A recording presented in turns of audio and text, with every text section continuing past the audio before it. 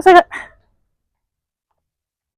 asi uya mwana wandaona apa mutema gari bvunza futi. Saka utotaura kana achizezu tishomanana zvacho.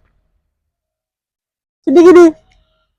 Sorry, I have no idea what you're saying. Hey. I can help you. Jehovah. Inga ndatambura.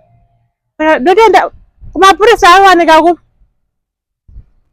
Pane mapurisa pakuti ndingatsvage. I would use Google Translate to try to communicate. Saka hanzi chinonzi chi? Hanzi chi zviya?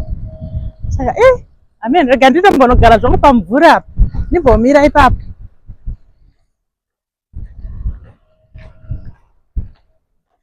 Tsva zuva racho riri kupisa.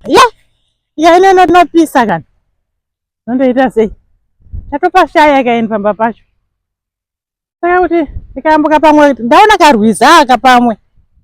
Kuti pamwe karwiza aka ndikayambuka ndikaenda uko. Ndatambura. Saka rega nditombotsvaka ndikayambuka nepakarwiza apa pamwe zvingaite. Pamwe ndikasvika kumiri uko ndozoona kuti ndingasvika here.